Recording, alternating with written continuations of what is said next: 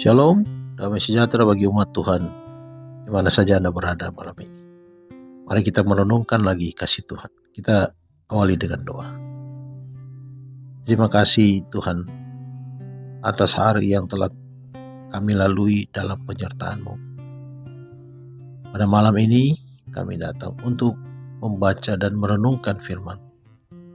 Bukalah hati dan pikiran kami, agar kami dapat memahami kebenaran-Mu dan tetap fokus kepadamu. Jauhkan kami dari segala gangguan dan pimpin kami dengan Roh Kudus-Mu. Di dalam nama Yesus Kristus kami sudah berdoa. Amin. Judul renungan malam ini, kamu tidak sendirian. Ayat renungan diambil dari kitab Yohanes pasal 17 ayat 9. Firman Tuhan berkata, Aku berdoa untuk mereka, bukan untuk dunia aku berdoa, tetapi untuk mereka yang telah Engkau berikan kepadaku, sebab mereka adalah milik-Mu. Satu-satunya perlindungan melawan kejahatan adalah tinggalnya Kristus dalam hati melalui iman dalam kebenarannya. Karena sifat mementingkan diri yang ada di dalam hati kitalah pencobaan berkuasa atas kita. Tetapi apabila kita melihat kasih Allah yang besar, sifat mementingkan diri tampak kepada kita dalam sifatnya yang mengerikan dan menjijikkan. Dan kita ingin supaya itu dibuangkan dari dalam jiwa. Apabila Roh Kudus memuliakan Kristus, hati kita dilembutkan dan tunduk. Pencobaan kehilangan kuasanya dan kasih karunia Kristus mengubah tabiat. Kristus tidak akan pernah meninggalkan jiwa yang untuknya dia telah mati. Orang bisa meninggalkannya dan dijelajali dengan pencobaan. Tetapi Kristus tidak pernah dapat meninggalkan orang yang untuknya dia telah membayar tebusan dari hidupnya sendiri. Sekiranya pandangan rohani kita dibangunkan, kita akan melihat jiwa-jiwa tunduk di bawah penindasan dan dibebani dengan duka cita. Tertekan bagaikan sebuah kereta di bawah muatan duka cita. Tertekan bagaikan sebuah kereta di bawah muatan berat dan siap untuk mati dengan keputusasaan. Kita akan melihat malaikat-malaikat terbang cepat untuk menolong orang-orang yang dicobai ini.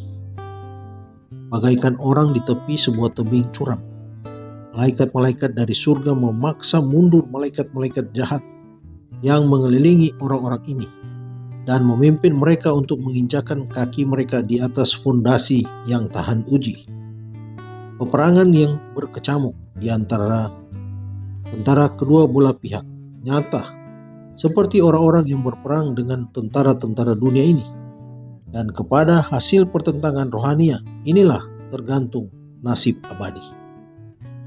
Kepada kita, seperti kepada Petrus, kata ini diucapkan, Iblis telah menuntut untuk menampih kamu seperti gandum. Tetapi aku telah berdoa untuk engkau, supaya imanmu jangan gugur. Lukas 22 ayat 31 dan 32. Bersyukurlah kepada Allah, kita tidak ditinggalkan sendirian. Ia yang sangat mengasihi dunia, sehingga ia telah mengaruniakan anaknya yang tunggal, supaya setiap orang yang percaya kepadanya tidak binasa, melainkan beroleh hidup yang kekal. Yohanes 3 ayat 16. Tidak akan meninggalkan kita dalam peperangan melawan musuh Allah dan manusia. Sesungguhnya, katanya, Aku telah memberikan kuasa kepada kamu untuk menginjak ular dan kalajengking, dan kuasa untuk menahan kekuatan musuh, sehingga tidak ada yang akan membahayakan kamu. Lukas pasal 10 ayat 9. Hidup berhubungan dengan Kristus yang hidup, dan ia akan memegang kuat-kuat dengan tangan yang tidak pernah membiarkan pergi. Ketahui dan percayai kasih yang dimiliki Allah untuk kita, dan engkau terjamin. Kasih itu adalah suatu benteng yang dapat menahan segala tipuan dan serangan setan. Dikutip dari buku Khotbah di atas Bukit halaman 134-135. Mari berdoa. Bapa kami yang penuh kasih, terima kasih untuk firman yang telah kami baca dan renungkan malam ini. Engkau mengingatkan kami bahwa kami tidak pernah sendirian, sebab Engkau selalu menyertai kami dalam setiap langkah hidup. Malam hari ini Tuhan, kami berdoa bagi saudara-saudara kami yang sakit. Jamalah dan pulihkan mereka sesuai dengan kehendak-Mu, serta kuatkan hati mereka dengan pengharapan di dalam Tuhan. Kami juga berdoa bagi saudara-saudara kami yang menghadapi pergumulan hidup yang berat. Tolonglah kami untuk tetap percaya bahwa Engkau bekerja dan tidak pernah meninggalkan kami. Bapa di surga, saat kami hendak beristirahat malam ini, berikanlah damai sejahtera-Mu yang melampaui segala akal. Lindungi kami sepanjang malam, dan pulihkan kekuatan kami untuk hari yang baru. Ini doa kami, di dalam nama Tuhan Yesus Kristus kami sudah berdoa. Amin. Selamat malam, selamat beristirahat. Tuhan Yesus memberkati.